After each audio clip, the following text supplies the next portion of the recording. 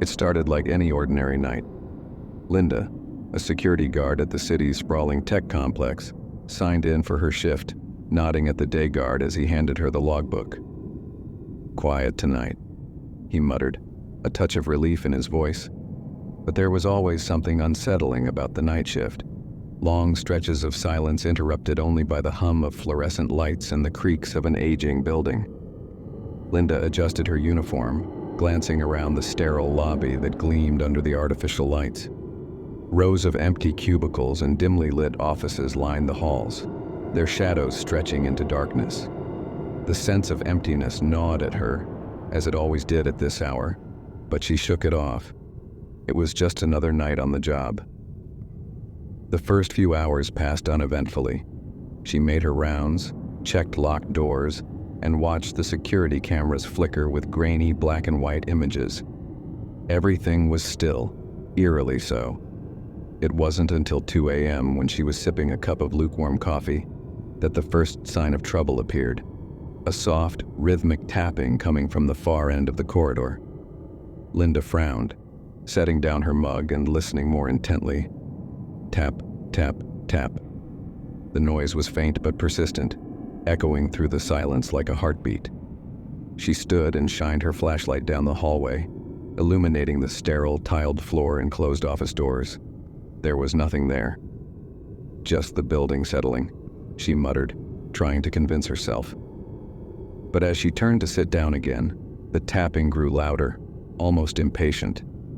A chill ran down her spine. She picked up her flashlight and radio, hesitating before walking toward the sound. Every step felt heavier, the tapping morphing into a sharp, erratic knocking as she approached. At the end of the corridor stood a door marked storage room. Linda swallowed hard, noticing that the padlock, which was always secured, hung open, dangling loosely against the door. A surge of unease gripped her. "Dispatch, this is Linda," she whispered into her radio.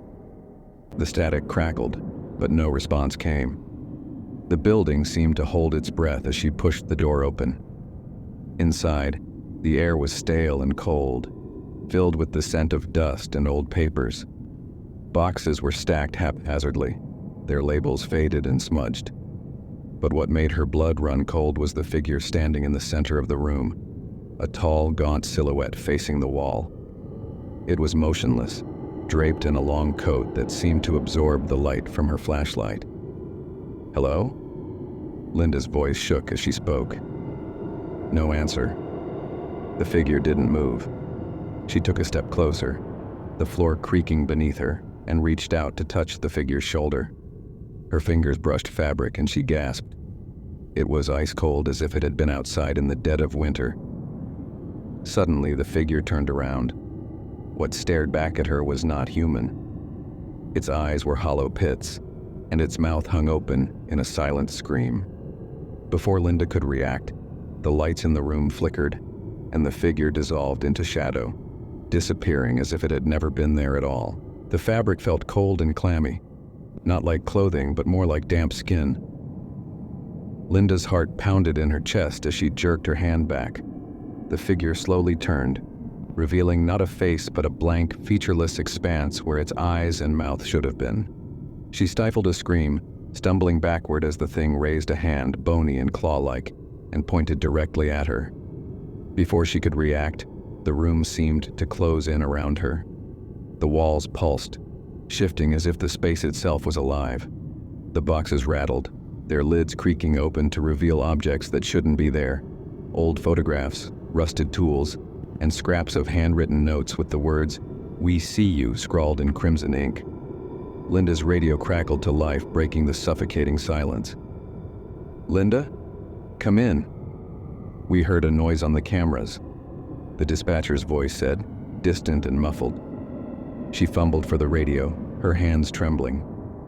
"Something's in here," she gasped, her eyes darting between the faceless figure and the now swelling shadows creeping along the walls. "I need backup now." But the only response was static, followed by a deep, guttural growl that seemed to echo from the very building itself. The lights above her flickered, casting the room into strobing flashes of darkness. Each time the light came on, the figure had moved closer, its limbs bending at unnatural angles. With a burst of adrenaline, Linda lunged for the door, yanking it open and stumbling into the hallway. Behind her, the noise of scraping and slithering grew louder as the thing followed, dragging itself in pursuit. She sprinted down the corridor, her pulse a deafening roar in her ears. Every light she passed flickered and died, leaving her path illuminated only by the shaky beam of her flashlight. Shadows reached for her from the corners, and the tapping had returned, now joined by a chorus of whispers repeating her name. Linda. Linda. Reaching the security desk, she slammed her fist on the emergency alarm, but nothing happened. The building was locked in its own strange reality, cut off from the world outside. She turned to see the figure emerge from the darkness at the end of the hall, its limbs stretching impossibly long as it advanced. "No," she whispered, backing away until she hit the wall. The whispers surrounded her now, swelling to a cacophony of taunts and laughter. Just as the figure was almost upon her, a burst of light filled the hallway, and the sound stopped. Linda blinked, disoriented by the sudden silence and the return of the overhead lights. It was morning. The front doors burst open as backup arrived, officers and paramedics flooding the building. They found Linda slumped against the wall, pale and shaking. The hallway was pristine, devoid of any sign of what she'd seen the night before. No tapping, no shadows, just the hum of fluorescent lights and the confused murmurs of the responders. "Linda, are you okay?" one officer asked, eyes wide with concern. She couldn't bring herself to speak, only nodded weakly. The memory of the figure haunted her, as real as the blood in her veins. Days later, Linda sat at home, exhausted and unable to sleep. The building had been deemed secure. They'd found no evidence of anyone else in the storage room or tampered locks. But she knew better. As she reached for her mug, she noticed a scrap of paper on her kitchen counter, one she hadn't placed there. In jagged crimson letters it read, "We see you." Her hand trembled, and in the corner of her living room the shadow moved. Linda looked up, eyes wide and haunted. Her voice cracked as she spoke. "It was here. It was right here." She pointed down the hallway, but it looked as ordinary as ever. No claw marks, no dark stains, just the sterile linoleum floor and closed doors. The paramedics helped her to her feet, guiding her outside into the crisp morning air. It felt surreal, the brightness of the day a stark contrast to the nightmare she had just lived through. Alex, one of her co-workers, approached, his brow furrowed with concern. "I saw the alarm flash on the system at home," he said, studying her pale face. "What happened, Linda?" She hesitated, the events of the night swirling in her mind like a storm she couldn't grasp. There was someone, or something. It wasn't human. It spoke to me, she whispered, glancing nervously back at the building. The officers exchanged wary glances. "Linda, there's nothing in the footage. We checked. It shows you running down the hallway, but there's no one chasing you," one of them said gently, as if afraid she'd break under the weight of their words. "But it was there," she insisted, her voice stronger now, tinged with desperation. "I know what I saw." Days turned into weeks, but Linda couldn't shake the feeling that she was still being watched. Every creak in her house, every shadow that shifted under streetlights made her jump. She pored over old blueprints of the tech complex, searching for clues, and eventually found an article buried deep in local archives. The building had once been the site of a psychiatric hospital, shut down after a fire claimed the lives of several patients and staff. Rumors spoke of one patient in particular, a man known only as the Watcher, who had vanished the night of the fire. Some said he had set the blaze himself. Others claimed he had been the one victim never accounted for. Linda's hands trembled as she read the article. The description matched the figure she'd seen. Tall, gaunt, with eyes that seemed to follow you even when they weren't there. The next night, Linda drove back to the complex, determined to confront whatever remained. She stood outside the building, the wind howling as if warning her to stay away. But she couldn't ignore it. She stepped inside, the door groaning behind her, and was greeted by silence. As she walked the familiar halls, the tapping sound returned, louder and more persistent than before. She turned, and there it was. The Watcher, standing at the far end, its face now twisted into a grotesque grin. "Welcome back," it whispered, and this time Linda knew there would be no escape.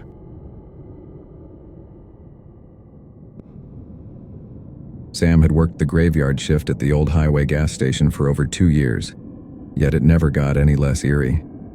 The station sat on the outskirts of a sleepy town, surrounded by endless fields and woods that seemed to swallow sound. The fluorescent lights buzzed softly as he counted the till, the only noise breaking the silence. It was 2:30 a.m., the dead hour, when time felt suspended and strange things happened. A low mist had rolled in from the woods, curling around the pumps outside. Sam glanced at the security monitor showing the empty lot when the bell above the door jingled. A tall man stepped inside, wearing a long dark coat and a wide-brimmed hat that shadowed his eyes. "Evening," the man said in a voice rough like gravel. His presence filled the small space, making the air feel heavier. Sam nodded, trying to shake off the sudden chill. "Help you find anything?" The man didn't answer immediately. He wandered the aisles, his boots scuffing against the worn tiles, moving with a peculiar rhythm that set Sam's nerves on edge. Every few seconds, the stranger would pause and glance back at Sam, just enough to make him feel watched. Finally, the man approached the counter, holding an old dusty can of motor oil. He set it down with a thud and stared at Sam with eyes that seemed to catch the faint light in an unnatural way. "That all?" Sam asked, trying to sound casual, though his throat was tight. The man's thin lips curled into a half smile. "For now," he said, sliding the can across the counter. As Sam rang it up, the man's hand brushed against his, and a sharp, icy jolt shot up Sam's arm, making him gasp. The man leaned in, his voice barely above a whisper. "Best lock the doors tonight, kid." Things come out in the mist. Before Sam could respond, the man turned and left, the bell above the door jingling again. He watched the man's silhouette disappear into the fog, unease clawing at his mind. The strange encounter left Sam on edge. He paced the small station, glancing out at the fog-covered lot and the empty highway stretching into darkness. He double-checked the locks on the doors, remembering the man's cryptic warning. The station was eerily quiet, save for the occasional buzz from the old neon sign outside. Sam's eyes darted between the security monitors, their black and white images flickering slightly. The fog outside seemed thicker now, pressing against the glass as if trying to seep inside. He shook his head, trying to dispel the tension crawling up his spine. And then he heard it, a faint whispering. It was so soft at first, like the rustle of leaves or a distant voice carried by the wind. Sam's breath caught in his throat. He turned slowly, straining to listen. The whispering grew louder, shifting from unintelligible murmurs to a chorus of voices that echoed around him. His eyes widened as he glanced at the security monitors. The screen displaying the lot outside showed nothing but fog and the faint glow of the station lights. But then in one corner a shadow moved, something humanoid but wrong, its limbs elongated, with movements that were jagged and unnatural. Sam's heart thumped wildly. He grabbed the small flashlight from under the counter, flicking it on as he moved toward the window. The mist was dense, swirling like a living thing. He pressed his face to the glass, peering into the night. A silhouette stood just beyond the light's reach, motionless. "Who's there?" Sam called out, his voice quivering. The whispering stopped abruptly, replaced by an oppressive silence that made his skin crawl. He scanned the lot, but the figure was gone. He stepped back from the window, trying to calm his racing mind. Maybe it was a trick of the fog, exhaustion playing with his senses. But as he turned back to the counter, a loud metallic thud reverberated through the station. It came from the storage room at the back, a place where nothing should be moving at this hour. Clutching the flashlight tighter, Sam forced himself toward the back, each step feeling like a lead weight. The whispering started again, louder now, and this time it seemed to be coming from inside the storage room. "Pull it together, Sam," he muttered to himself as he reached for the doorknob, his fingers slick with sweat. Sam hesitated, the whispers now a cacophony on the other side of the door, shifting between urgent murmurs and chilling giggles.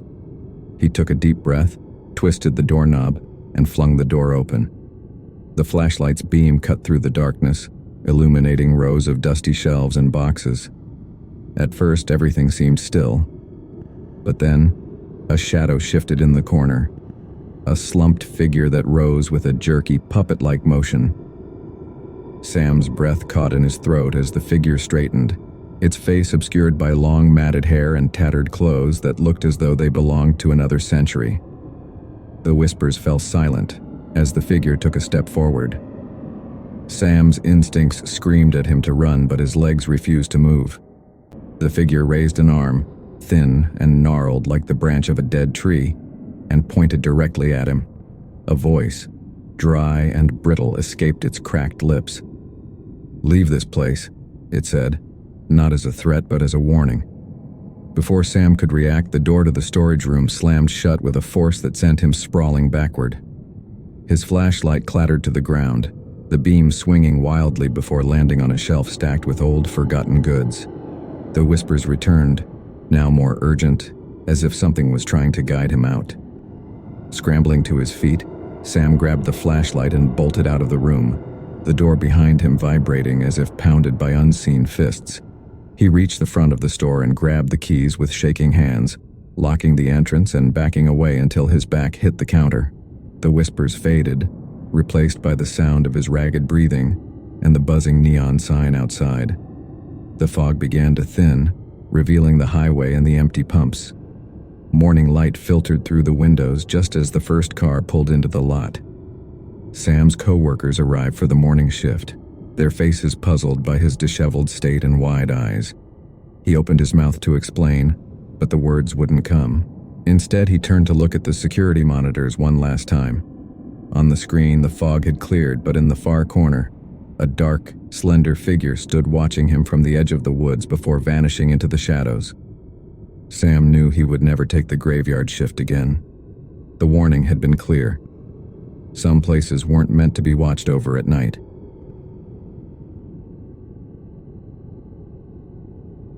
Jesse had always loved working at the Copper Mug, a small 24-hour cafe nestled on the edge of town. It was cozy, with warm wooden interiors and the rich scent of roasted coffee beans that greeted every patron. The graveyard shift, however, was different. At 2 a.m., the cafe was eerily quiet, and the town seemed to retreat into itself, leaving behind only shadows and whispers of wind outside the windows. It was just past midnight when a new customer arrived.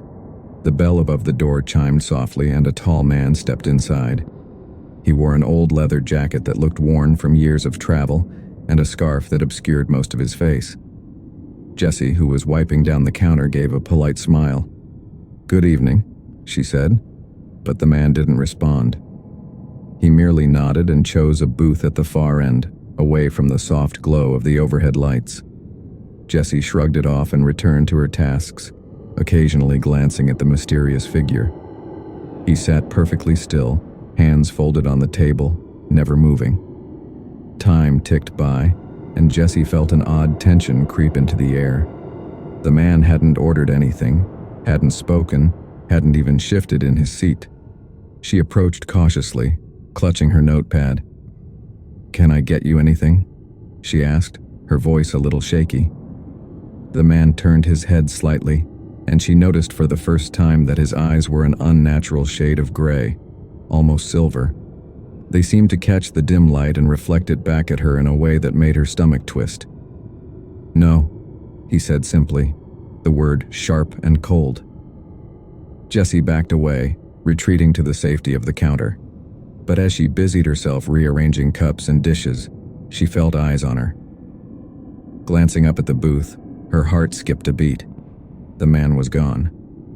She hadn't heard the bell chime, hadn't seen him leave. The booth was empty, except for a single piece of paper folded neatly in the center of the table. Hands trembling, Jessie walked over to the booth and picked up the note. It was yellowed and torn at the edges, as if it had been tucked away for years.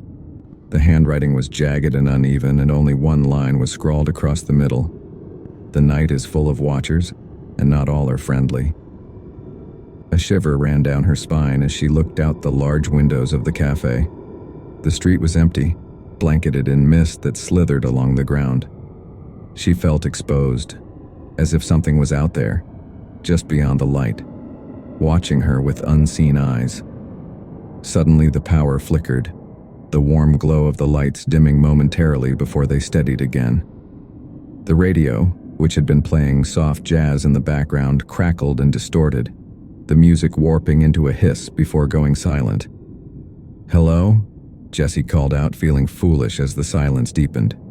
The cafe was empty now, but she swore she heard footsteps, soft and deliberate, pacing outside.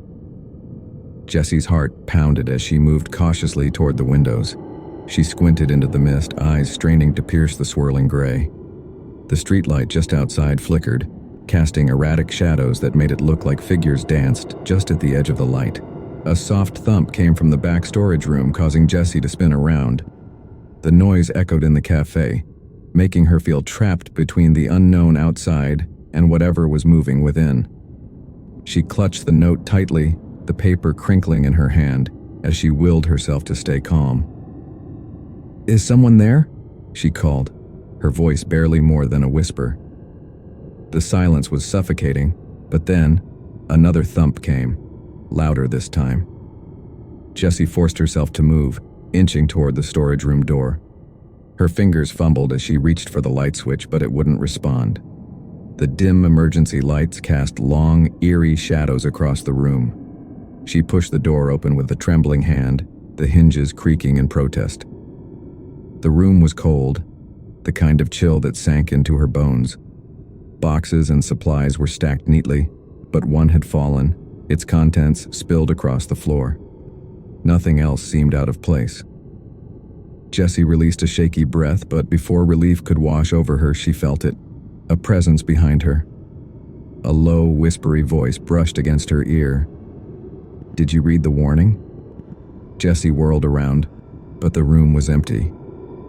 Her pulse thundered as she backed away, bumping into a shelf. The sound of footsteps echoed again, this time racing across the cafe's floor. She darted back out, eyes wide, only to find the cafe still, the front door ajar and swaying gently. The mist outside seemed thicker now, almost alive, writhing and coiling like it had a will of its own. Through the gap in the door, a figure stood in the distance. It was the man with the silver eyes watching her, his outline barely visible. He lifted a hand and pointed into the dark street behind him. More shapes began to emerge from the mist, tall, thin, eyes glowing like embers. Jessie stepped back, her breath coming in gasps as a chorus of whispers filled the air. "The Watchers," the voices murmured. She dropped the note, stumbling over her own feet as she ran for the phone, but the line was dead. The shapes moved closer, their eyes piercing through the glass as if the barrier was meaningless. One of them reached out, a hand pressing against the window, leaving a frost-like pattern that spread across the glass. Suddenly, the cafe lights surged, a bright, unnatural glow that filled the room and cast the shadows outside into retreat. The whispers stopped abruptly, and the figures dissolved back into the fog, leaving only silence in their wake. Jessie fell to her knees, staring at the window as the frost patterns slowly faded. The bell above the door jingled one last time, and she knew, without turning, that the cafe was empty again. Morning found her sitting on the floor, still clutching the phone, eyes wide and haunted. When her manager arrived, he found her staring out the window, muttering, "They're out there, always watching."